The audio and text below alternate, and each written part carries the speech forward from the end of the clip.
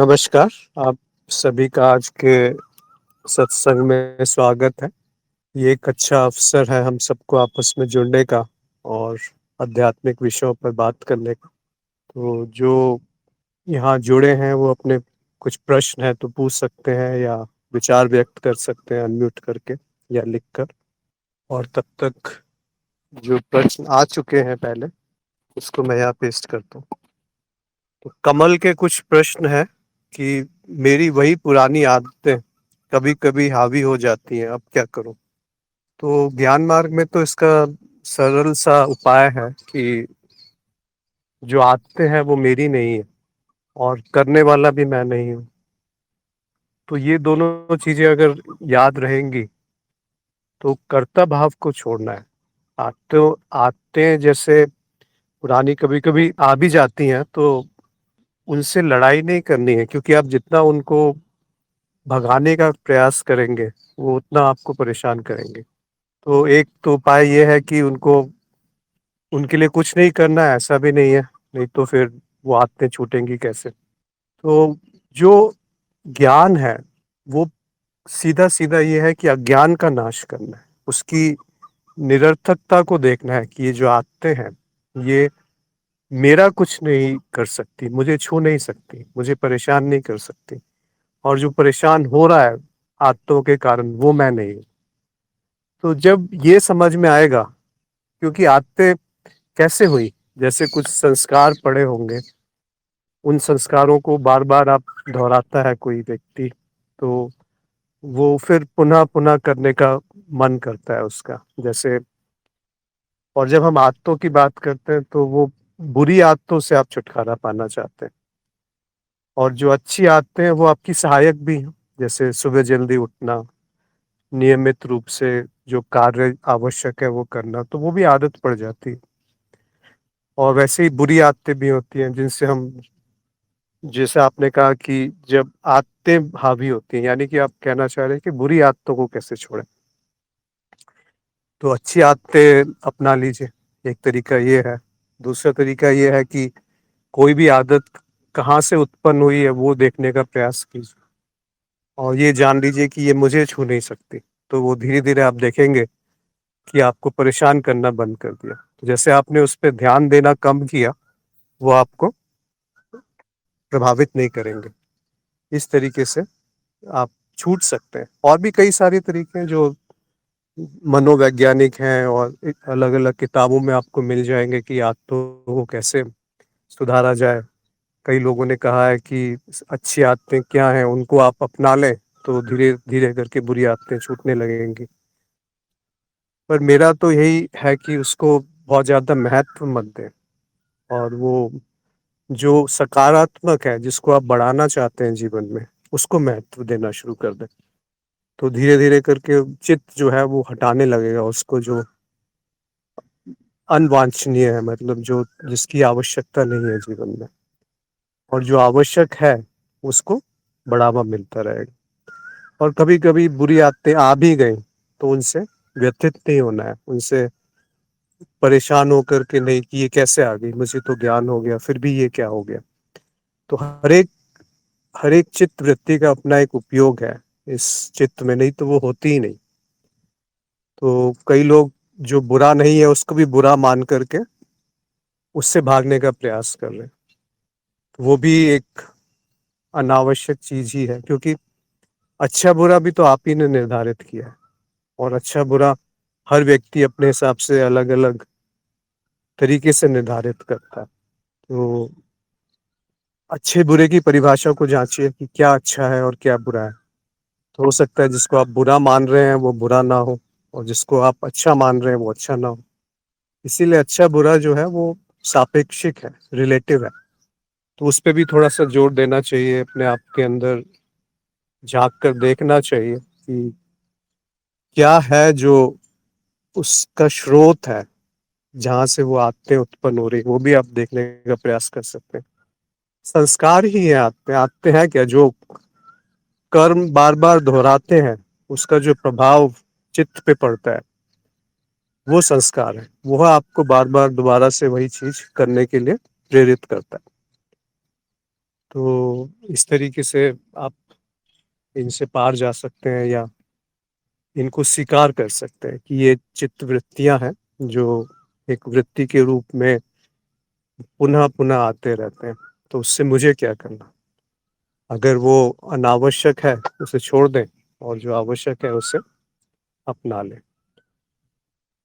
तो इस तरह से सुधार हो सकता है और बाकी भी बहुत सारे तरीके हैं जो साधारण मिल ही जाएँगे किताबों में या चैनल्स में इधर-उधर, उनका भी उपयोग किया जा सकता है। पर एक विचार कई बार दिया जाता है पॉजिटिव थिंकिंग मतलब सकारात्मक सोच। तो वो भी एक तरीके से चित्त को मूर्ख बनाने जैसा ही है। उससे अच्छा है कि अज्ञान पे चोट करें, कि किस कारणवश ये सब चीज़ें जो करनी नहीं चाहिए वो मैं कर रहा हूँ और वो जो मैं कर रहा हूँ, वो मैं क्या है जो कर रहा है। अगर ये कर्ता भाव ही दिख गया कि ये कर्ता भाव ही मिथ्या है, तो बाकी की चीज़ें बहुत आसान हो जाती हैं। कमल का एक और प्रश्न है कि जब इस अस्तित्व के प्रति आभार का भाव होता है, तो तब भी वो द्वैत ही है। आपका आपका विचार बिल्कुल सही है क्योंकि द्वैत से तो आप बाहर आ ही नहीं सकते। जैसे ही आप कुछ अनुभव करेंगे वो द्वैत आ ही गया। तो द्वैत का स्तर तो बहुत ऊपर का स्तर है जहाँ पर केवल दृष्टा है और दृश्य है या अनुभव करता है और अनुभव है। उससे कैसे छूटेंगे? तो चाहे आप आभार में हैं या आभार नहीं है, कुछ और वृत्ति चल रही है, दोनों ही द्वैत में है। तो अद्वैत का ज्ञान होने का अर्थ ये नहीं है कि द्वैत समाप्त हो जाएगा या जो अच्छी वृत्तियां हैं वो अद्वैत की हैं और जो बुरी वृत्तियां हैं वो द्वैत में है, ऐसा भी नहीं है। तो चाहे वो अच्छी वृत्तियां हैं, समर्पण और आभार और प्रेम, ये सब भी तो द्वैत में ही है। पर इसमें से कुछ ऐसा है जो जो रहता है, मतलब जो आप कह सकते हैं कि एक तरीके से द्वैत वहां पे प्रतीत नहीं होता। जैसे प्रेम, प्रेम एक ऐसी चीज है जो आपका स्वरूप है, आनंद, जो कि सुख और दुख द्वैत में है। आनंद को आप कैसे परिभाषित करेंगे? इसीलिए वो द्वैत में है भी और अद्वैत में भी है और दोनों में नहीं है, क्योंकि वो आपका स्वरूप है। ऐसे ही शांति, तो इस तरह के कुछ है जो आपके स्वरूप कह दिया गया है। ये शब्दों को मत जानिए, उसको देखिए जो वास्तव में घट रहा है। अगर अभी आप थोड़ी देर के लिए शांत होके बैठे हैं, कुछ कुछ नहीं चाहिए, तो क्या होगा? केवल आनंद रहेगा, केवल एक फैलना मात्र रहेगा, एक प्रेम मात्र रहेगा। तो वो उसमें सब कुछ शामिल हो सकता है। वो जो ध्यान है उसी को बोध कह सकते हैं, उसी को साक्षी भाव भी कह देते हैं, कि जो मेरा स्वरूप है उसी में सब कुछ समाहित हो गया, उसी में सब कुछ आ गया, उससे परे कुछ नहीं रहा। तो फिर जो भी भाव उत्पन्न होंगे वो पूर्ण होंगे। उसमें उसमें कुछ मिलावट सी नहीं होगी। ऐसा नहीं होगा कि वो केवल अपने लिए कुछ करना है, स्वार्थ बहुत कम हो जाएगा। तो आभार भी जो है वो द्वैत में ही है, इसमें कोई दो राय नहीं है कि आपको कुछ मिला तो वो कैसे मिला, द्वैत में ही मिला। उसके प्रति आप आभारी हैं, कृतज्ञ हैं, तो वो भी द्वैत में ही होगा।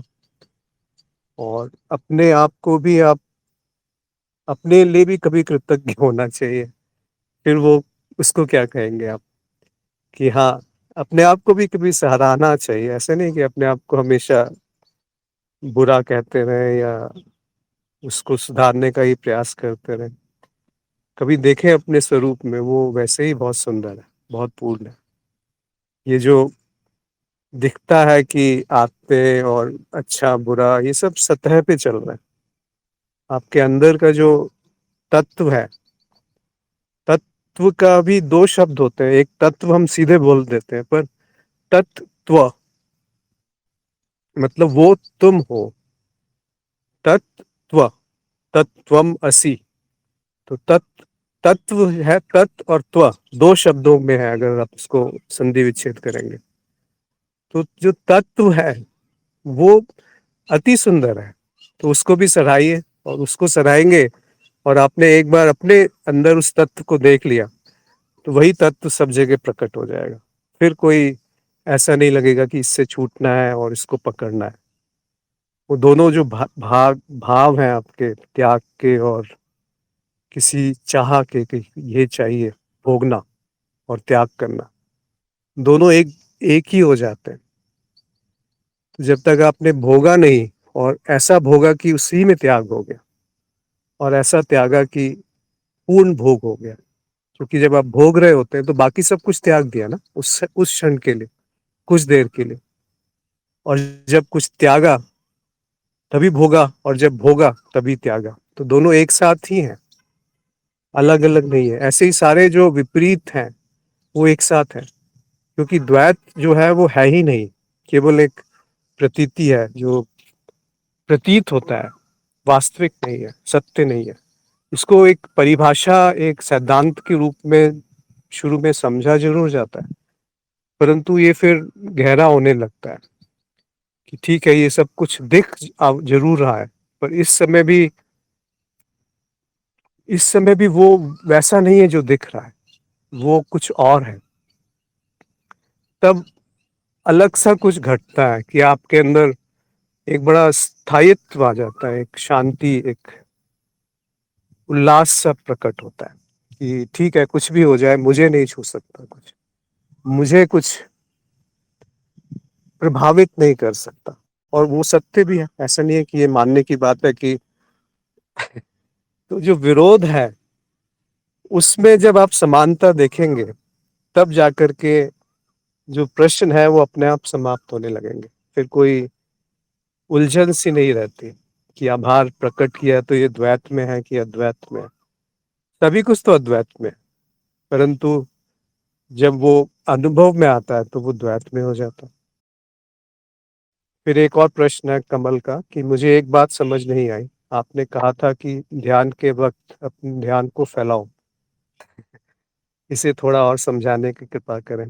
देखिए, ध्यान के वक्त ध्यान को फैलाओ, ये पता नहीं, हो सकता है कह दिया हो, पर अर्थ क्या है इसका थोड़ा गहराई में समझिए। कि ध्यान कैसे होता है, दो तरह का ध्यान होता है कि एक, आप एक वस्तु पे ध्यान कर रहे हैं और उस पे एक टक उसी पे ध्यान है। वो वस्तु कुछ भी हो सकती, चाहे वो भौतिक वस्तु हो या सूक्ष्म वस्तु, लेकिन है वस्तु। जैसे आप किसी को एक आंखें एक जगह लगाकर देख रहे हैं, या एक जगह कुछ सुन रहे हैं, या एक मंत्र का उच्चारण कर रहे हैं, कुछ भी कर रहे हैं, वो सब एक वस्तु है। या आप सांस पे अपना ध्यान लगाकर ले आए, या फिर किसी विचार पे ध्यान ले आए, ये सब वस्तुओं की श्रेणी में ही आती है। तो एक वस्तु पे आपने थोड़ी देर ध्यान केंद्रित किया, तो ये हो गया अन्वेष अनन्य ध्यान। यानी कि एक चीज के ऊपर ध्यान रख करके बाकी सब हटा दिया वहां से, तो उसको अनन्य ध्यान कहते हैं। फिर आप अनन्य ध्यान में भी गहराई में उतरेंगे तो देखेंगे कि वो जिस पे ध्यान है बस वही रह जाता है, जो ध्यान कर रहा है वो धीरे धीरे गायब होने लगता है। तो वो जो प्रक्रिया है वो समाप्त सी होने लगती है। और दूसरी तरह का ध्यान होता है जिसको समावेशी ध्यान कहते हैं, जिसमें जो ध्यान है वो फैलने लगता है।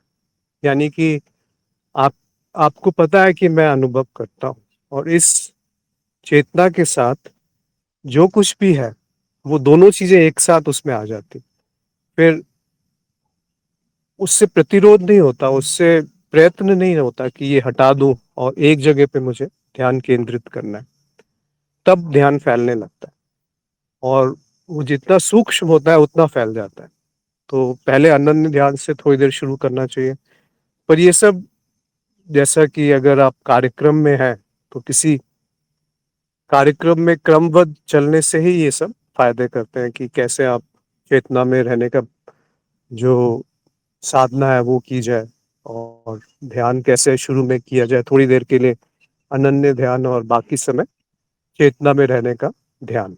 तो वो आगे की स्थितियां हैं जब पूर्ण एक तरह से मूल ज्ञान एक बार हो जाए, फिर ध्यान करना चाहिए, क्योंकि ध्यान करते समय ये भी पता होना चाहिए कि ध्यान क्या है, क्यों ध्यान किया जा रहा है और ध्यान कैसे करना है। और अगर आप ध्यान से मतलब अगर थोड़ा-सा इसमें विचार करें, तो ध्यान तो हर क्षण रहता है, हर क्षण ध्यान रहता है। अभी आप सुन रहे हैं तो उसमें ध्यान है, थोड़ी देर में खाना खाएँगे तो उसमें ध्यान है, फिर कुछ टीवी देखेंगे तो उसमें ध्यान है। कुछ भी करेंगे उसमें ध्यान आवश्यक है। क्या बिना ध्यान के कुछ हो सकता है? यहाँ तक कि आप स्वप्न देख रहे हैं, तो ध्यान वहीं केंद्रित है उस समय।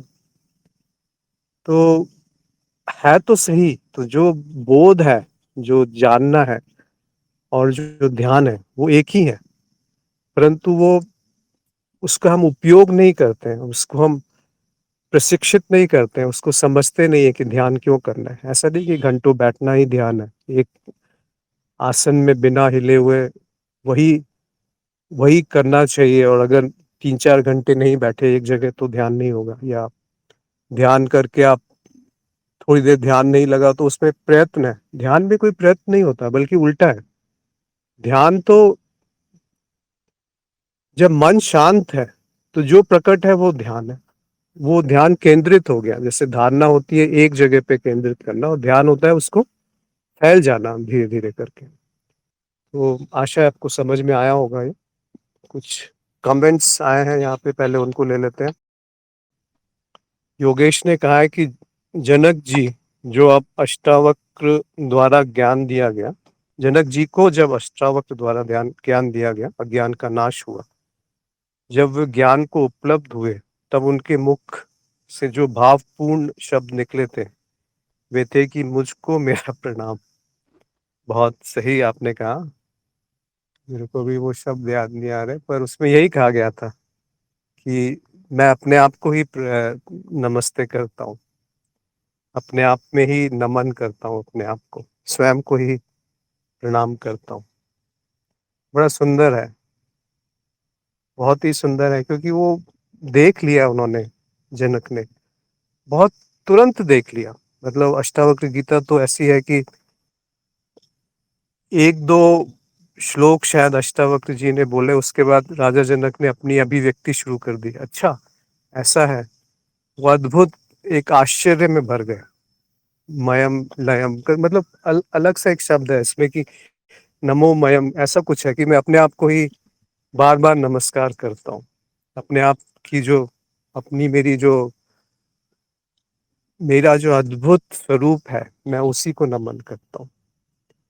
तो ये आवश्यक है कि अपने आप को कम नहीं आके, और अपने आप के स्वरूप में अगर आप देख लेंगे, तो अलग सा एक अभिव्यक्ति होगी, एक अलग सा प्रसार होगा, एक अलग सा संचार होगा आपके होने मात्र से। कुछ करना नहीं है, कुछ पाना नहीं है, और कुछ छोड़ना भी नहीं है।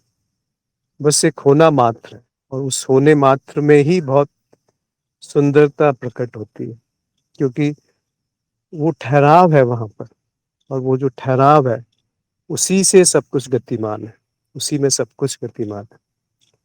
तो वो जो स्थिरता है, जो ठहराव है, उसको एक बार देख लीजिए, उसको एक बार चख लीजिए। फिर फिर किसी और चीज़ का स्वाद कैसे आपको भाएगा? फिर कैसे कुछ और पसंद आएगा? इसलिए लोग बोलते हैं कि जो संत महात्मा है, वो उनको फ़र्क नहीं पड़ता, वो छोड़ देते हैं सब कुछ। वो छोड़ते नहीं है, वो छूट जाता है। त्याग करना नहीं होता, वो हो जाता है। क्यों हो जाता है? क्योंकि ऐसा कुछ चख लिया जो हमेशा उपलब्ध है, जो सर्वदा मौजूद है, हर जो सब चीज़ का आधार है, पर वो बयान नहीं हो सकता शब्दों में, वो विचारों में पकड़ा नहीं जा सकता, पर उसके होने को नकारा भी नहीं जा सकता। तो ऐसी जो विचित्र सी स्थिति है, उसको कैसे आप समझाएँगे किसी को? अगर समझ में आ गया तो बहुत अच्छी बात है, नहीं आया तब भी अच्छी बात है, क्योंकि समयहीनता है, क्योंकि कोई दूसरा है ही नहीं। अगर आप स्वयं स्वयं के स्वरूप को पहचान गए, तो एक तरीके से सारे के सारे जो ब्रह्मांड है, वहाँ पर आप पहुँच गए, पहुँच हो गई वहाँ पर आपकी। ऐसा नहीं है कि बहुत सारी सिद्धियाँ प्रकट हो जाएँगी, पर सिद्धियों में कोई रस नहीं रहेगा। ऐसा नहीं कि कुछ विचित्र सा घटने लगेगा जीवन में, पर अगर कुछ घटे तो उसमें उससे व्यथित नहीं होंगे और ना कुछ उत्तेजित होंगे अगर बहुत अच्छा हो गया। तो इसका अर्थ ये भी नहीं कि नीरस हो जाएँगे, बल्कि उल्टा होता है। वो हर छोटी से छोटी चीज़ में रस आने लगेगा। जैसे योगेश ने कहा कि वो अपने को ही जब आपने स्वयं में देख लिया तो वो जो देखना है, वही आपको फिर सब में वही दिखेगा। और ऐसा देखना जो है वो वाक़ई में अलग है। वो ऐसा नहीं है कि उसको आप सुन कर के मान लें, ऐसा भी नहीं है। और ऐसा भी नहीं है कि वो किसी की पहुँच से बाहर है। ये तो देखिए कितनी विचित्र सी बात है। ऐसा नहीं है कि वो उसके लिए कोई विशेष प्रतिभा चाहिए आपको, कि बहुत विलक्षण बुद्धि होनी चाहिए। नहीं, नहीं, या बहुत कोई अनोखा आपके अंदर गुण होना चाहिए उसको जानने के लिए, ऐसा भी तो नहीं है। चाहे वो अनपढ़ हो, चाहे बहुत पढ़ा लिखा हो, या चाहे वो गरीब हो या अमीर हो, सुंदर हो या कुरूप हो। क्या है उसकी क्वालिफ़िकेशंस जो बोलते हैं, कौन है उसका अधिकारी? वो तो बहुत सरल सा है, जो भोले भाव, जो भोला है, जो जिसके भाव में वो नहीं है, कोई मल नहीं है, कोई कुछ ऐसा नहीं है कि धीरे-धीरे करके वो भाव आना ज़रूरी होता है। नहीं तो आप ज्ञान मार्ग में भी बेशक आ गए, परंतु उसको भी आप बुद्धि से तोलने का प्रयास कर रहे हैं। ठीक है, बुद्धि आवश्यक है और बुद्धि के बिना ज्ञान मार्ग आगे नहीं बढ़ सकता। परंतु अगर हर एक चीज़ आप बुद्धि से तोलने लगे कि नहीं, नहीं, मुझे तो बुद्धि से ही इसको तोलना है कि वो जो गुरु कह रहे हैं, उनमें कोई श्रद्धा नहीं है। तो ये अलग-अलग नहीं है, ये बहुत बार प्रश्न आता है कि भक्ति और भक्ति मार्ग, ज्ञान मार्ग, कर्म मार्ग, ये आपस में विपरीत है क्या? ऐसा नहीं है। अगर आपके अंदर गुरु पे श्रद्धा नहीं है, तो आप गुरु की बात को मानेंगे क्यों? और श्रद्धा ही जो है वो भक्ति मार्ग का सबसे बड़ा गुण है। और दूसरी चीज़ ये है कि जब ज्ञान हो जाता है, तो ये पता चलता है कि जानने के लिए कुछ है नहीं ज़्यादा, तो क्या होगा? तो समर्पण आ जाता है और समर्पण ही, हाँ जी, कोई कुछ कहना चाहते हैं? और समर्पण ही जो है वो इसका अंत है, या कह सकते हैं कि समर्पण ही जो भक्ति मार्ग है उसका, उसकी मुख्य जो उसकी गुण है, वो समर्पण में ही आता है। तो ज्ञान मार्ग भी समर्पण में ही समाप्त होता है। और वो समर्पण आप अगर किसी और को नहीं करना चाहते, अगर आपके अंदर वो नहीं है भाव, तो अपने आप को समर्पित हो जाइए। और जब आप अपने आप को समर्पित होंगे, तो आप सबके प्रति समर्पित हो जाएँगे। फिर 2 नहीं रहते जिनके प्रति, किसी और के प्रति समर्पण होता भी नहीं है वैसे भी। अगर आप भगवान को भी समर्पित हो रहे हैं जो भक्ति मार्ग में है, या गुरु को समर्पित हैं, तो वो तो कैसे उत्पन्न हुआ वो? वो 2 तरीके से उत्पन्न हो सकता है, या तो ज्ञान से या भक्ति से, श्रद्धा से। तो किसी भी तरीके से आइए, अंत तो समर्पण में ही होना है। राजीव ने कुछ लिखा है कि पुरानी आदतें, यह तो मेरा भी अनुभव है कि निरंतर ऐसा याद करने के अभ्यास से यह मेरी नहीं है। मैं इनका साक्षी हूँ। और साथ-साथ कुछ दूसरी ऐसी आदतें जो अपनाने का प्रयास, जो सकारात्मक और उपयोगी है, उससे सहायता होती है। ज़्यादा विचार ना करें। मैं जितना हो सके ज्ञान संबंधी विषयों पर लिखने का प्रयास करता हूँ। कभी-कभी धीरे ही सही, पर ज्ञान मार्ग की जो ललक है, बड़ी मजबूत है। यह निश्चित ही साधक को स्थापित कर देती है। आपने सही कहा कि जो बुरी आदतों को छोड़ने से ज़्यादा ध्यान देने के बजाय, जो अच्छा है उसको जीवन में अपना लें। जो आप कहते हैं या मानते हैं कि अच्छा है, तो वो धीरे-धीरे करके जो आप बुरा मानते हैं वो छूट जाएगा। और किसी का कोई अगर विचार है या कोई बोलकर कुछ कहना चाहते हैं। माधुरी का एक प्रश्न है कि अद्वैत में सब शून्य है, किंतु जीव तो माया में ही प्रकट है, फिर दोनों में संतुलन कैसे रख सकते हैं? किस किस दोनों में आप संतुलन रखना चाहते हैं, कि अद्वैत में जो कि शून्य है और जीव में जो कि द्वैत में है? तो वो जो संतुलन रखना चाह रहा है वही तो जीव है। तो जीव ये प्रयास कर रहा है कि संतुलन रखा जाए द्वैत और अद्वैत में। ये तो बड़ी विचित्र सी बात हो जाएगी, क्योंकि संतुलन तो है ही। ऐसा नहीं है कि संतुलन रखना है। अगर आप अद्वैत की बात करेंगे तो वहां पर तो द्वैत भी है, और वहां पे मतलब जीव भी है, और बाकी वस्तुएं भी हैं, और कुछ है भी नहीं, अभाव भी है उनका। यानी कि अनुभव करता भी है और अनुभव भी है, और दोनों का अभाव भी है, क्योंकि वो विलय हैं दोनों वहां पर। तो संतुलन की जब आप बात करेंगे तो द्वैत में ही संतुलन संभव है। अद्वैत में तो संतुलन शब्द का ही कोई अर्थ नहीं रहता। और द्वैत में जब संतुलन है तो उसकी तो बहुत सारी विधियां हैं कि कैसे आप संतुलन रख सकते हैं जीवन में, विचारों में, भावों में, अपने कृत्य में। तो ये सब तो संतुलन पे ही आते हैं। और अद्वैत में कुछ नहीं करना। तो जो अद्वैत में सब शून्य है, जो द्वैत में है उसमें भी सब शून्य है। ऐसा नहीं कि केवल अद्वैत में शून्य है और द्वैत में शून्य नहीं है।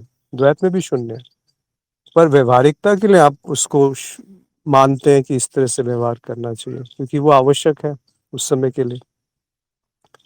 पर इसका अर्थ ये नहीं होता कि वो शून्य नहीं है। द्वैत में, द्वैत में भी शून्य है। तो जो शून्य ही है, चाहे वो द्वैत हो या अद्वैत हो, तो संतुलन की क्या आवश्यकता है? शून्य करने में कोई संतुलन नहीं चाहिए कि जो शून्य नहीं है उसको शून्य करना है। और अगर आप माया में देखेंगे तो आप कितना भी संतुलन बना ले, कहीं ना कहीं वो बिगड़ता रहेगा। ऐसा नहीं है कि पूर्ण संतुलन संभव है। संतुलन बनता रहता है और संतुलन बिगड़ता रहता है। तो जो लोग ज्यादा प्रयास करते हैं, अभ्यास करते हैं, वो संतुलन थोड़ा अधिक बना सकते हैं। जैसे एक रस्सी पे जो वो कलाकार है वो चल लेते हैं संतुलन बना करके। पर आप इसको आध्यात्मिक दृष्टि से देखेंगे तो जो रजोगुण है और जो तमोगुण है, उसमें जब संतुलन होता है तो वो सत्व गुण है। यानी कि एक है वो प्रवृत्ति जो आलस प्रधान है, जो तमोगुण आता है, जिसमें कि आप बौद्धिक रूप से समझिए इसको, कि अगर आप किसी को जज कर रहे हैं बार बार कि ये अच्छा है, बुरा है, ऐसा है, वैसा है, तो वो तमोगुण में आ गए। और किसी को आप केवल देख मात्र रहे हैं कि ये है, पर उसमें आप उसके गुणों को भी देखने लग गए, वो रजोगुण आ गया उसमें। क्रिया शुरू हो गई। तो जब इन दोनों में संतुलन होता है वो सत्वगुण है, जिसमें कि साक्षी भाव है, चैतन्य है, जिसमें कि आपको आभास है कि ये दोनों ही प्रवृत्तियां जो है, चाहे वो उपयोगी है या अनुपयोगी है, वो दोनों में जो संतुलन है वो सत्व है। और वो आपको अपने स्वरूप में स्थित होने में सहायक रहता है, जिसको साक्षी भाव की साधना कह सकते हैं, या निधि ध्यासन कहते हैं। या आप अपने स्वरूप को एक बार जान गए तो वो उसके जानने से जब वो प्रकट हुआ, तो प्रकट तो पहले भी था, पर जब वो दिख गया कि वो थोड़ा भेद होता है साक्षी भाव में। ये भी थोड़ा समझिए कि जब साक्षी भाव होता है तो वो अलग से पता चल जाता है कि अभी है।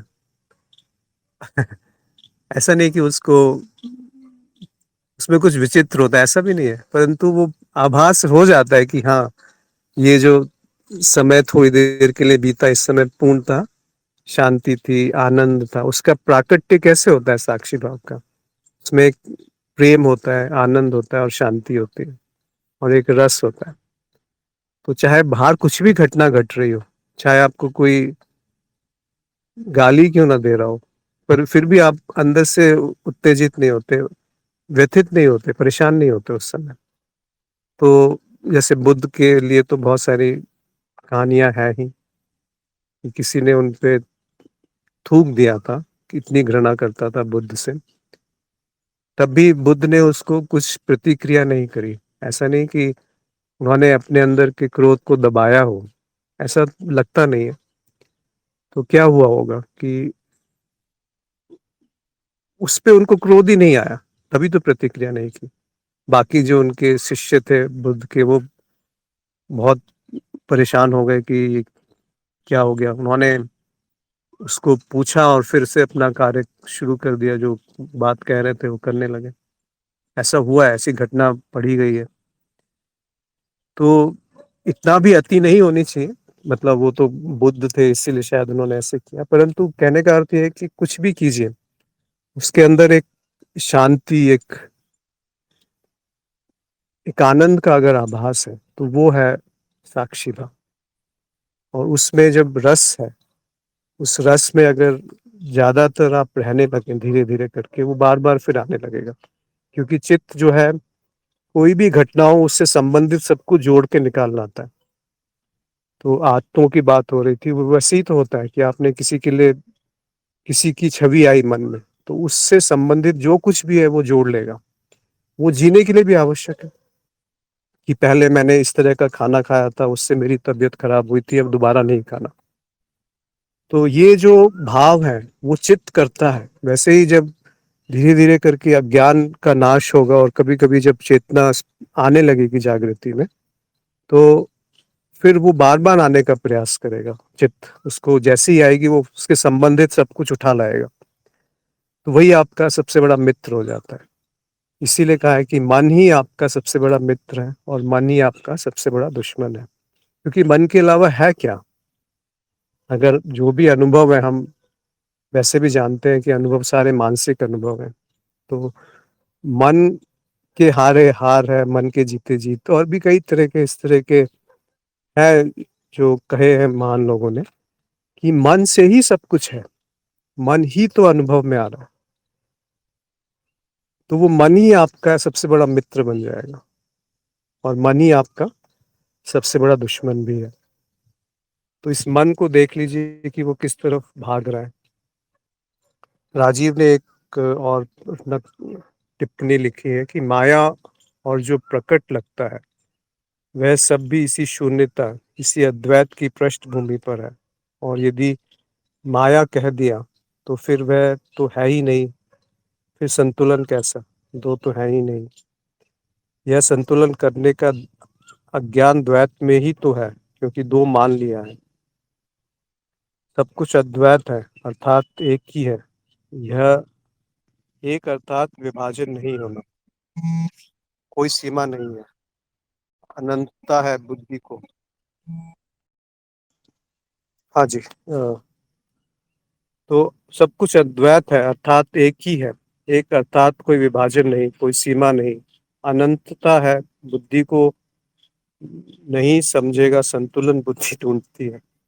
हाँ, आपका विचार सही है कि अद्वैत में कोई संतुलन की आवश्यकता नहीं है, होता ही नहीं, वहाँ संतुलन करने वाला कोई नहीं है, क्योंकि दो है ही नहीं वहां पर। और जो द्वैत है वहां पर संतुलन बन जाए तो अच्छा है, नहीं रहे तब भी कोई इतनी बड़ी परेशानी वाली बात नहीं है, क्योंकि संतुलन और असंतुलन दोनों एक साथ चलते रहते हैं द्वैत में।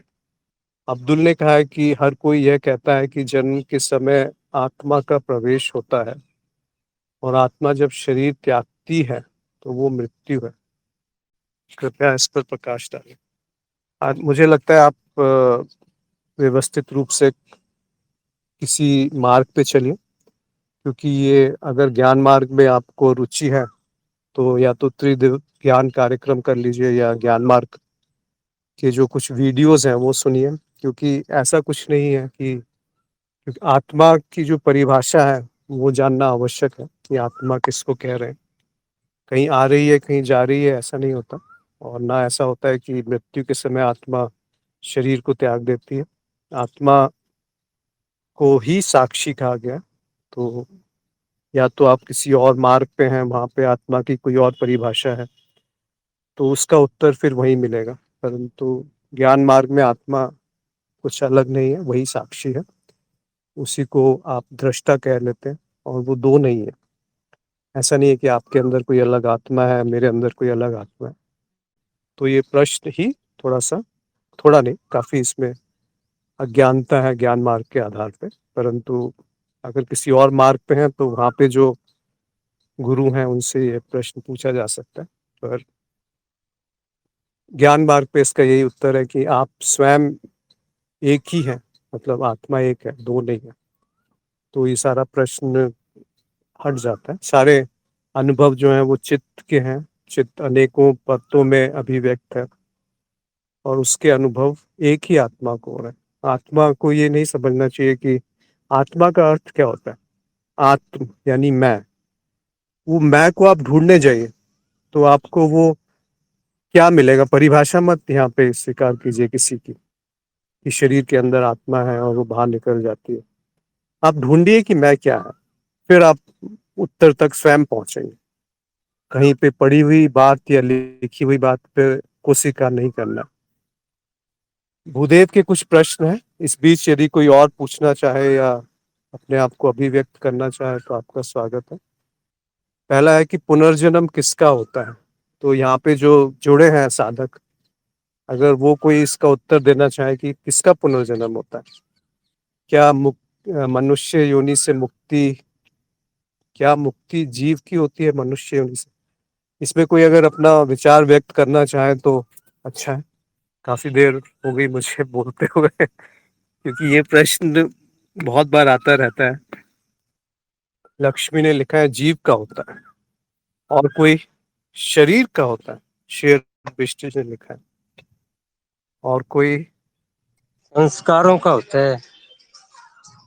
सुगम जी ने कहा है संस्कारों संस्कारों का होता है, और कोई राजेश्वरी ने कहा है पुनर्जन्म जीव का, जीव या कारण शरीर का होता है, और कोई प्रश्न ये है कि पुनर्जन्म किसका होता है। तो जो उत्तर आए हैं कि जीव का होता है, या फिर संस्कारों का होता है, या शरीर का होता है। संजीव ने लिखा है मन का होता है। शेर सिंह बिष्ट जी ने अभी अपना बदल लिया, मत होता ही नहीं है। रमेश ने कहा है चित्त का होता है। बाप रे। तो थोड़ा सा लगता है यहाँ पे और गहराई में जाना पड़ेगा। रोहित ने कहा सटल बॉडी यानी सूक्ष्म शरीर का होता है। राजेश्वरी ने अब लिखा है किसी का नहीं होता वैसे तो। हाँ, अब पुनर्जन्म होता है नहीं होता है, और भी शायद कुछ लोग लिख रहे हैं, क्योंकि ये शरीर का होता है। अपराजिता ने लिखा है, योगेश ने लिखा है संस्कार या इच्छाएं रह जाती हैं तब पुनर्जन्म होता है, जीव का होता है, प्रतीत होता है, किसी का नहीं होता, योगेंद्र ने लिखा है। हाँ जी, अब थोड़ा सा मुझे लगता है इस पे गहराई में थोड़ा सा जाना चाहिए कि आप सदा मुक्त हो। बहुत सुंदर। तो आपने पहले शरीर क्यों लिखा अपराजिता, अभी आप लिख रही है कि आप सदा मुक्त हैं। तो थोड़ा सा समझते हैं इसको कि पुनर्जन्म है क्या। इसका अर्थ है कि थोड़ा सा अभी यहाँ पर स्पष्टता नहीं है सब लोगों में कि पुनर्जन्म क्या होता है। पुनर्जन्म का अर्थ है कि जिसका जन्म हुआ उसी की तो मृत्यु होगी, और जिसकी मृत्यु हुई उसी का पुनर्जन्म होगा। तो अगर जन्म ही नहीं हुआ किसी का तो उसकी मृत्यु कैसे होगी, और जिसकी मृत्यु नहीं हुई तो उसका पुनर्जन्म कैसे होगा। तो अब एक एक करके आते हैं। शरीर का क्या हुआ, जन्म हुआ, इसीलिए मृत्यु होगी। पर क्या पुनर्जन्म हो सकता है शरीर का। अब आप थोड़ा सा सोचने पे मजबूर होंगे कि शरीर का पुनर्जन्म नहीं हो सकता, क्योंकि शरीर जो है पंच तत्वों से बना है, और वो पंच तत्वों में विलीन हो जाता है। जैसे मिट्टी से बना है, ज्यादातर मिट्टी हवा पानी से ही तो शरीर बनता है, और फिर मिट्टी हवा पानी में फिर से विलीन हो जाता है।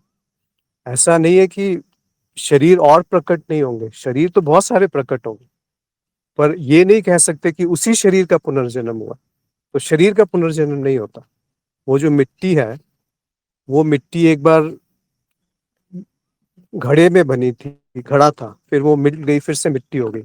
अब उस मिट्टी से कुछ और बन गया, या वो मिट्टी बहुत सारी अलग सी जो मिट्टी थी उसमें मिल गई, फिर उस मिट्टी से कुछ और, कई और घड़े बन गए।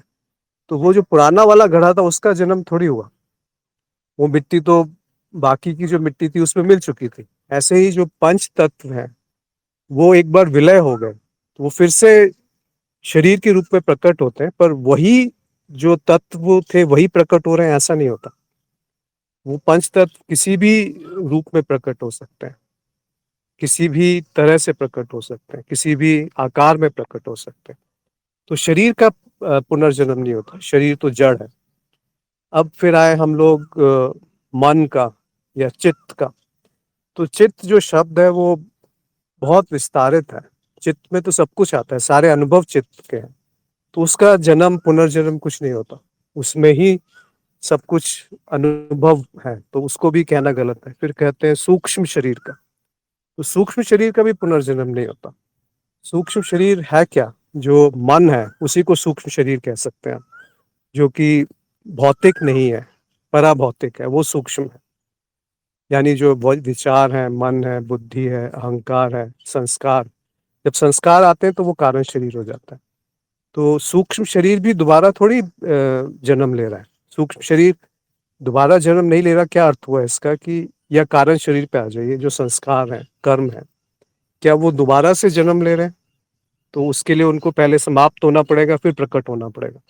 ऐसा तो कुछ भी नहीं है, क्योंकि वो जो संस्कार है वो तो हमेशा है, वो समाप्त नहीं हुए कभी भी, तो उसका पुनर्जन्म कैसे होगा? तो संस्कारों का भी पुनर्जन्म नहीं होता। फिर पुनर्जन्म है क्या? पुनर्जन्म कुछ नहीं है।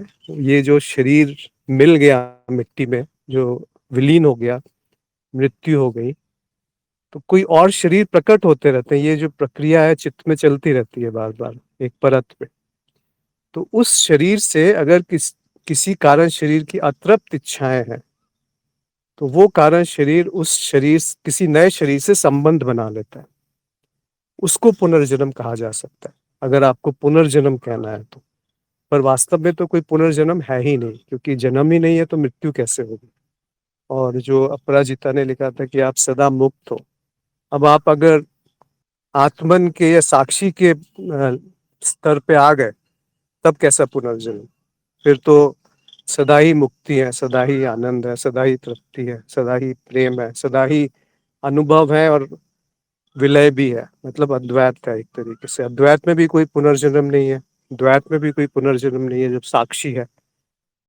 ये सारे जो है वो कारण शरीर के स्तर पे आप कह सकते हैं कि एक बार जब वो दोबारा संबंध बनता है किसी शरीर से, कुछ ऐसी इच्छाएं जो शरीर के माध्यम से ही पूरी हो सकती हैं, तो उसको पुनर्जन्म कहा जा सकता है।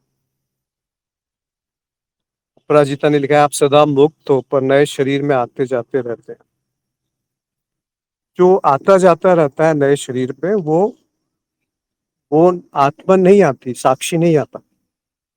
वो कारण शरीर जो माया का ही एक प्राकट्य रूप है, उसका संबंध बनता है। राजीव ने लिखा है पुनर्जन्म जीव का या संस्कारों का नहीं होता। पुनर्जन्म जैसा कुछ नहीं है, बल्कि नए जन्म में जो पिछले संस्कार चित्त पर रह गए हैं, उनमें से कुछ संस्कारों का प्राकट्य मात्र है। यह एक प्रक्रिया है चित्त की, जो चित्त में जो होती रहती है। बिल्कुल वही बात राजीव ने लिखी है जो मैंने भी कही थी, कि ऐसा ही कुछ हो रहा है। अब इसके लिए सबूत आप ढूंढने जाएंगे तो बड़ा मुश्किल मिलेगा, कि कैसे आपने कह दिया कि कारण शरीर एक नए शरीर से संबंध बना रहा है। तो इसको आप दूसरे तरीके से समझिए कि ये ऐसा नहीं है, ऐसा नहीं है, ऐसा नहीं है, तो और कोई संभावना दिखती नहीं है। फिर जो बुद्धि को समझ में आता है वो इतना ही समझ में आता है कि ऐसा ही होगा, कि कारण शरीर जो हमेशा रहता है वो संबंध बना लेता है नए नए शरीरों से, और उसी को पुनर्जन्म कह दिया जाता है। पर आप यानी कि साक्षी जो है, उसका कभी पुनर्जन्म नहीं होता। रोहित ने लिखा है subtle body enters new body. जो सूक्ष्म शरीर है वो नए शरीर में प्रवेश कर जाता है। ऐसा भी नहीं है कि सूक्ष्म शरीर नए शरीर में प्रवेश कर जाता है। ये कहना ज्यादा उचित रहेगा कि जो संस्कार हैं, जो कारण शरीर है, वो संपर्क स्थापित कर लेता है, फिर उसका एक सूक्ष्म शरीर पुनः बनने लगता है। और सूक्ष्म शरीर जो है वो थोड़ा सा नीचे है कारण शरीर के तुलना में। तो केवल उसका प्रभाव सा आता है कुछ, जो आपकी अतृप्त इच्छाएँ हैं और जो आदतें जो बात हो रही थी वो वहीं से आती हैं, जो बच्चे की आदतें होती हैं। कुछ सारी चीज़ें हैं जो आप इस जन्म के अनुभव के आधार पे बनाना शुरू कर देते हैं और वो फिर जाकर के संस्कारों में इकट्ठे होने लगती हैं। तो इनका आगे था, क्या मुक्ति जीव की होती है मनुष्य योनि से? तो मुक्ति की परिभाषा बहुत जगह अलग-अलग मिलेंगी। एक जन्म और मृत्यु से जो मुक्त हो गया उसको मुक्ति कहते हैं। तो वो अभी हमने देखा कि जो मुक्ति जन्म मृत्यु है वो ही अगर मिथ्या है तो मुक्त तो आप पहले से ही हैं। ये ज्ञान मार्ग की परिभाषा है। और जीव की होती है मनुष्य योनि से। ये एक और परिभाषा हो सकती है कि जो मनुष्य योनि है वो छूट करके बाकी जो विकसित योनियां हैं वहां पर जीव चला जाए तो उसको मुक्ति कहते हैं। पर वो पूर्ण मुक्ति नहीं है क्योंकि वहां पर भी केवल भोग हो रहा है और वो भोग फिर से आप जब समाप्त हो जाएंगे फिर से आप कहीं ना कहीं निचली योनि में आ जाते हैं।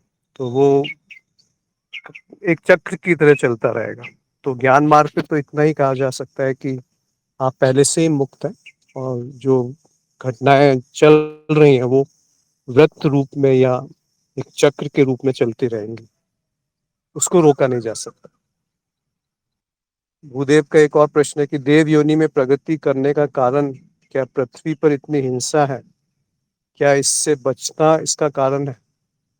हिंसा नहीं, आप दुख कह सकते हैं। हिंसा भी है पर दुख जो है वो एक मुख्य कारण है आपको यहाँ से हटने का। लोग क्यों जाना चाहते हैं मनुष्य योनि छोड़ के? क्योंकि यहाँ काफी दुख दिखता है और उससे जो पीड़ित है वो बाहर निकलने का एक रास्ता है। क्योंकि देव योनि में दुख नहीं है कम से कम केवल भोग है।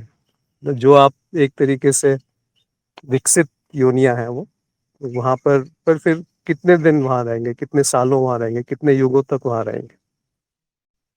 तो मूल ज्ञान लेना आवश्यक है कि जो कुछ भी चल रहा है वो सब एक मिथ्या है और वो रुकेगा नहीं। ऐसा नहीं कि अनुभव बंद हो जाएंगे। अश्विन जी प्रणाम। जी जी, नमस्कार। मैं कुछ कहना चाहूंगा। हाँ जो बताइए। पुनर्जन्म की बात हो रही थी ना, हम्म। उसमें एक मैं यहीं पे रोहतक रहता हूँ, जहाँ सब पास में ही है मेरे जानकार। उनका लड़का हुआ था तो 5 साल तक उसके जो है पिछली मेमोरी याद थी सारी। उसने ये बताया था कि मैं जींद में था और उस घर में पैदा हुआ था और ऐसे ऐसे मेरी मृत्यु हुई। तो उस उन्होंने जाके वेरीफाई किया तो बिल्कुल सेम टू सेम वही बात मिली।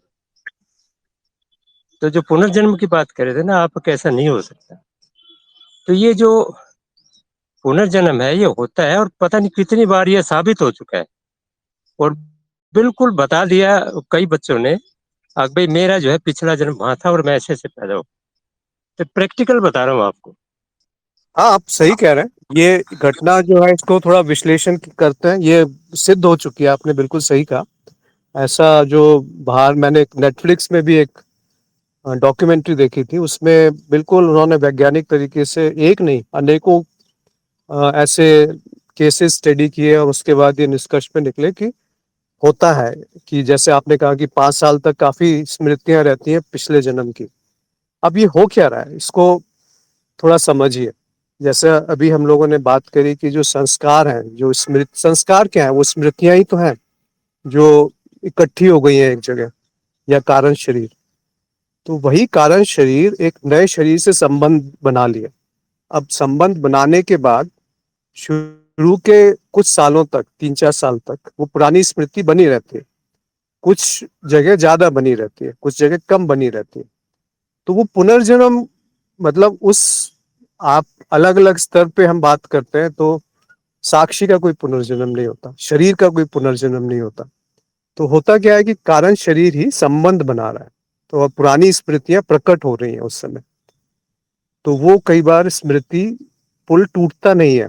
जो पिछली बार के अनुभव थे वो अनुभव संग्रहित होकर प्रकट हो जाते हैं बच्चों में और वो उसको फिर बता सकते हैं कि मैंने पिछले जन्म में ये किया। और पर वो हुआ क्या है, वो केवल कारण शरीर ही तो जो मरा नहीं था, क्योंकि कारण शरीर अगर मर जाता तो वो कैसे फिर आगे जाकर के उसी चीज को प्रकट कर सकता था या याद कर सकता था, स्मृति बन सकती थी उसकी।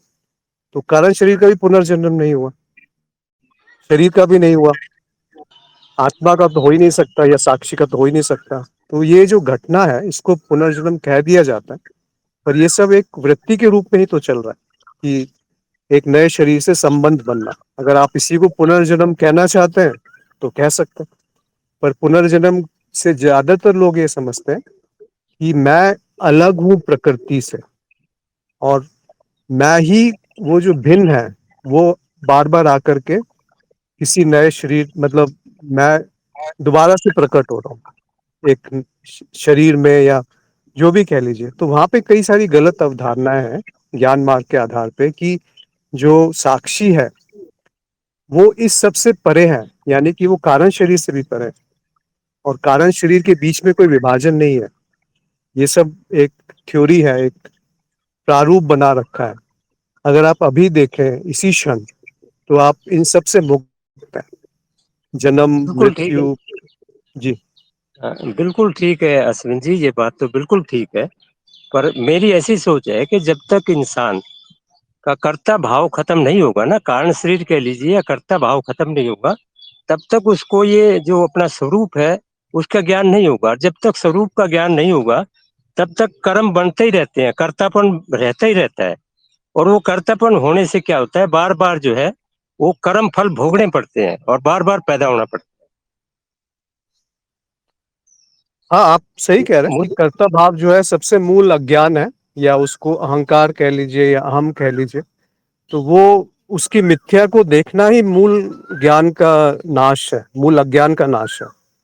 मूल ज्ञान भी यही है कि जो करता है वो मिथ्या है। तो ये दिखते ही फिर आप जन्म मृत्यु से उसी क्षण मुक्त हो गए ना, कि मैं ये नहीं हूँ, शरीर नहीं हूँ, मैं मन नहीं हूँ, मैं कारण शरीर भी नहीं हूँ, मैं सूक्ष्म शरीर भी नहीं हूँ। अब बताइए किसका जन्म हो रहा है? मैं अगर साक्षी हूँ तो पुनर्जन्म कैसे होगा? इसीलिए वो कहा गया है उस स्तर पे कि पुनर्जन्म नहीं है। फिर जैसा आपने कहा कि माया में तो बहुत कुछ हो रहा है, माया में तो ये सब बार बार आवृत्ति के रूप में या चक्र के रूप में, प्रक्रिया के रूप में प्रकट होता ही रहता है। तो उस स्तर पे आप जो जो भी आप कहना चाहते हैं, नियम बनाना चाहते हैं, बना लीजिए, क्योंकि माया में सारे नियम बनते रहते हैं, टूटते रहते हैं। और जो प्रकट है जितनी माया, उससे बहुत ज्यादा अप्रकट है। और जो बुद्धि है वो खुद एक माया का हिस्सा है। तो अब उस बुद्धि से आप उसको समझने का प्रयास कर रहे हैं जो उसका स्रोत है, वहां जाकर के फिर सारी की सारी जो हमारा प्रयास है वो विफल हो जाता है। इसीलिए मूल अज्ञान को पकड़िए, जो आपने कहा बिल्कुल सही कहा, कि जो करता है या जो अहम है, अगर उसको आपने देख लिया कि वो जो खुद करता है या खुद अहम मिथ्या है, वो है ही नहीं कहीं, तो मुझे लगता है कि इस काफी सारे प्रश्नों का उत्तर मिल जाता है। और वही सबसे मूल जो खोज है, अन्वेषण है, वो यही तो है। जो सीकर बोलते हैं, खोजी, वो क्या खोज रहा है? वो अपने स्वरूप को ही तो खोज रहा है कि मैं क्या हूँ, कहाँ पर ऐसा है जो जिसको मैं पकड़ के बोल सकूं कि वो मैं है। तो वो छूट जाता है छोटा मैं, एक अहम जो सीमित होता है, और जो बड़ा मैं प्रकट होता है, जो कि संपूर्णता है, जो कि सब कुछ वही है।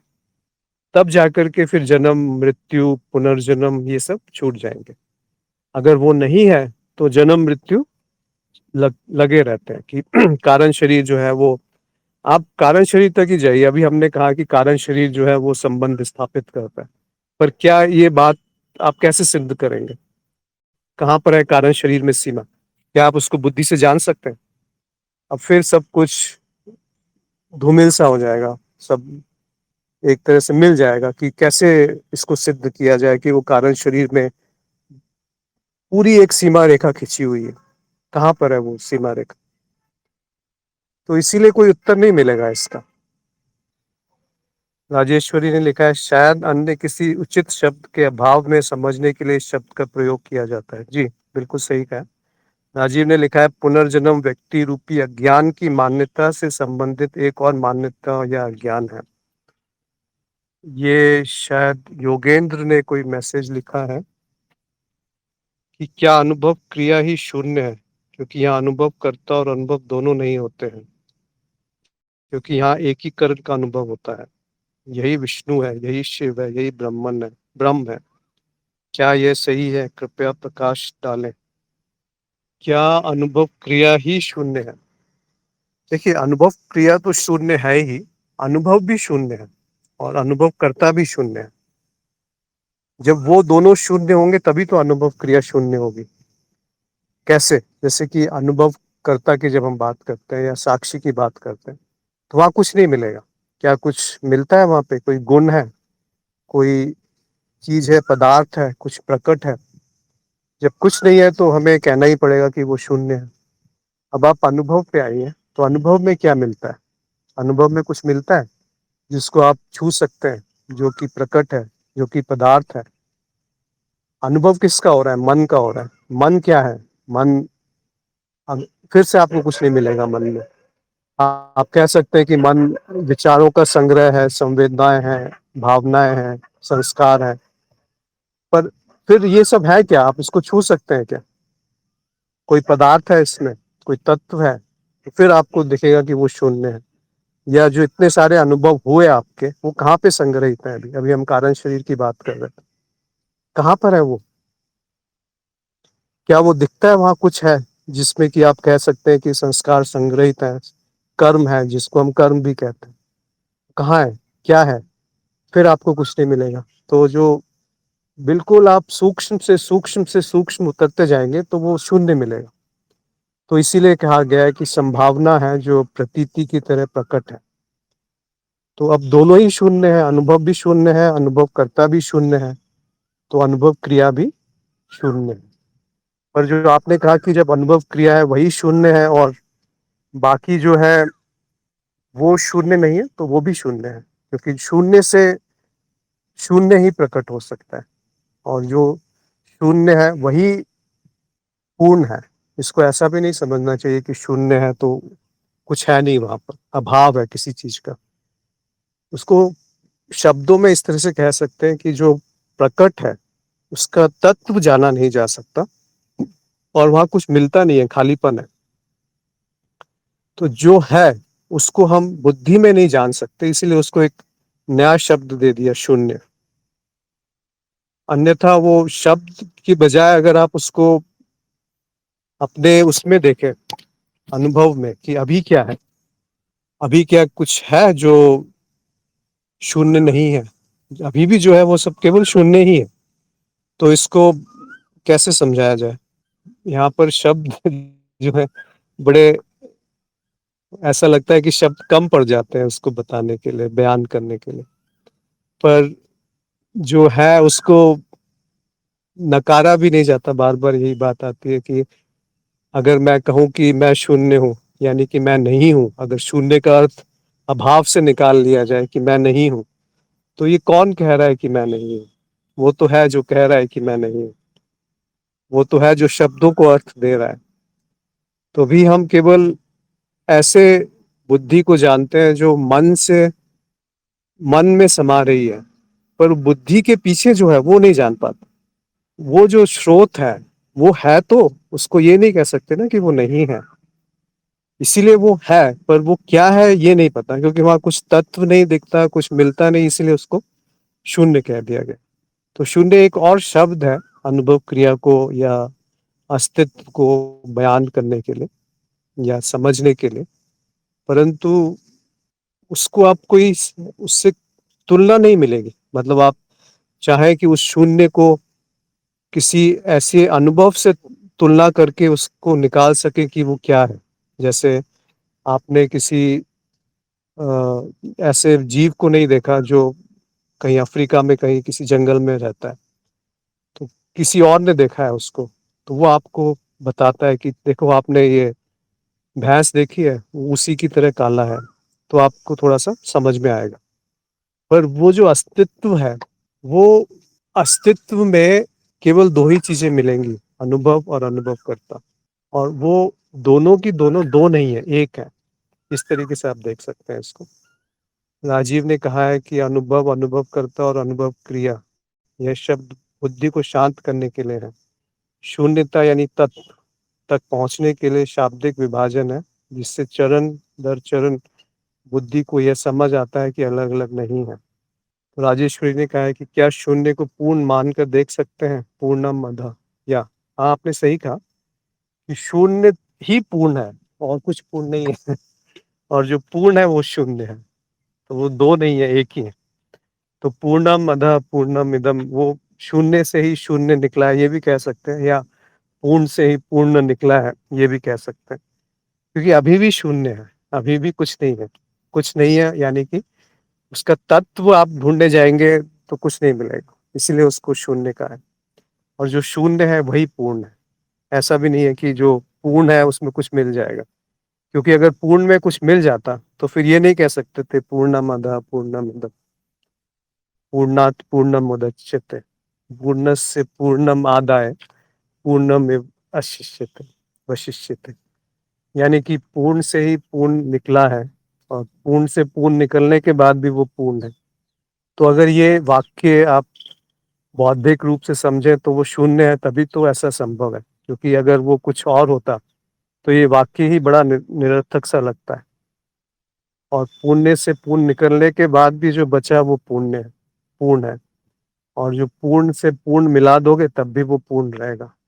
तो चाहे वो निकालो या मिलाओ या उससे, तो ये इसीलिए ये एक श्लोक पे ही बहुत रहस्य है, बहुत ज्ञान मार्ग का काफी बड़ा रहस्य एक श्लोक में ही छुपा हुआ है। ईशावास्य का ये शायद पहला ही श्लोक है ईशावास्य उपनिषद का। तो पूर्ण कैसे आप कह सकते हैं कि पूर्ण से पूर्ण निकालेंगे तो जो बचा है वो भी पूर्ण है, और पूर्ण में पूर्ण मिला देंगे तो जो रहेगा वो भी पूर्ण है, और पूर्ण से पूर्ण निकालने के बाद जो निकला वो भी पूर्ण है, और जिससे निकला वो भी पूर्ण है। अब बुद्धि जो है वो पूरी तरह से विफल हो जाएगी। तो ये एक ही संभावना है कि ये वाक्य सही है कि वो शून्य है, क्योंकि शून्य से शून्य निकालेंगे तो शून्य ही रहेगा, और शून्य में शून्य जोड़ेंगे तो वो भी शून्य ही रहेगा। अगर आप अर्थमेटिक्स में भी बात करें, गणित में बात करें, तब भी ये वाक्य सही है कि शून्य में से शून्य निकालें तो शून्य रहता है, शून्य में शून्य जोड़ें तब भी शून्य रहेगा। तो वैसे ये उदाहरण गणित का अनुचित है, परंतु जो कहा गया है पूर्ण है। अब आप देखिए इस समय क्या पूर्ण है, इस समय जो आपका होना है वो पूर्ण है, इस समय जो प्रेम है वो पूर्ण है। प्रेम में से कितना भी प्रेम निकाल लो वो प्रेम कम नहीं होगा। शांति में से कितनी भी शांति निकाल लो वो शांति कम नहीं होगी। ध्यान में से आप प्रयास निकाल लो ध्यान करने का तो वो ध्यान कम नहीं होगा। आनंद में से आनंद निकाल लो तो आनंद कम नहीं होगा। अगर आपने आनंद बांट दिया किसी को तो क्या वो आनंद कम हो गया? आपका आनंद प्राकट्य हो गया तो वो आनंद कम हो गया। तो ये जो इस तरह के ब्रह्म वाक्य जैसे होते हैं, ये आपको एक संकेत देते हैं कि उसको वैसा मत देखो जो दिख रहा है, उसके अंदर झांकने का प्रयास करो, जो जो वास्तव में है, तो वहां पे आपको केवल शून्यता ही मिलेगी। राजीव ने लिखा है बुद्धि सिर्फ इतना समझ सकती है कि दो नहीं है, एक है, यह अनुभव में नहीं आ सकता। यह ब्रह्म ज्ञान की अवस्था है जिसे मात्र गुरु संकेत द्वारा प्राप्त किया जा सकता है। जी, मुझे लगता है आज का समय यहीं पर हम समाप्त करते हैं। बहुत अच्छा रहा। किसी और के कोई टिप्पणी हो, प्रश्न हो तो अवश्य ग्रुप में डालते रहें या संदेश भेजें। और अगले शनिवार को सुबह 7 बजे फिर से सत्संग करेंगे। आप सभी का आज के सत्संग में जुड़ने के लिए बहुत-बहुत धन्यवाद। और ये बनी रहे कृपा, ये एक तरह से आशीष जो है, जो गुरु कृपा है, जो ज्ञान की जो वर्षा गुरु जी से होती है, वो बनी रहे सब में, और सारी उलझनें दूर हो, अपने स्वरूप में स्थिति रहे। इसी प्रार्थना के साथ सबका बहुत बहुत आभार और नमस्कार।